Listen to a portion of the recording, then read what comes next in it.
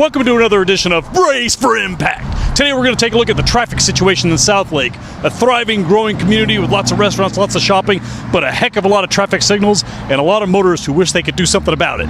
The backbone of traffic in Southlake is Farm Road 1709, otherwise known as Southlake Boulevard. It's a 6-lane thoroughfare that carries nearly 50,000 vehicles per day. There's more humanity on this road than on many freeways. It was about 10 years ago before they built all this up, which is lovely, but it makes traffic a nightmare. Plus, they've just put in, another whole block of buildings and, shopping places, so it's only going to get worse. 20 years ago, there was far less traffic in the area, but since then, Southlake has added hundreds of destinations, including shops at Town Square, a new city hall and county office, and Central Market.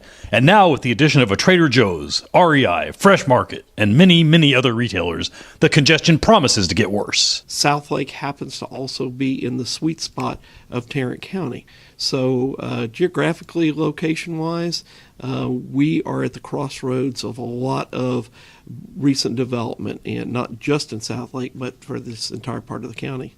So if you're Southlake and you've got a limited amount of space to continue expanding FM 1709, what do you do about the problem?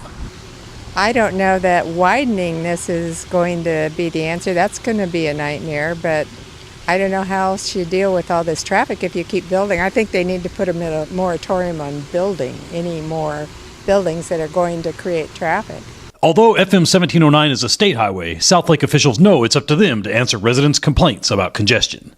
In our last citizen survey in 2013, our citizens basically determined that traffic congestion was a number one gap issue. And so the city has been working diligently to try to figure out how we can manage to reduce that gap. And one of the ways is that we've formed this multi-departmental group called the Office of Traffic Management.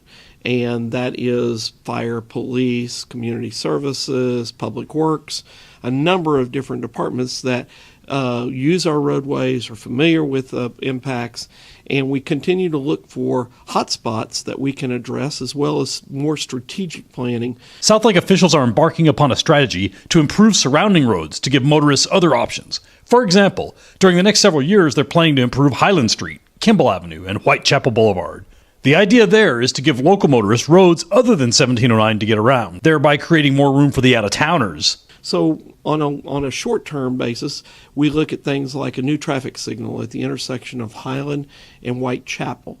And so that is addressing a long-term need that we need with a short-term project. We are going to be long-term looking at a full widening of Whitechapel to a 4-lane divided roadway. We're going to continue to try to work with TxDOT to see if we can somehow make 114 or FM 1709 more efficient by looking at traffic signal timing. In the meantime, if you happen to find yourself stuck in Southlake traffic, rather than getting worked into a lather, well, you always have the option of pulling over and doing a little people watching.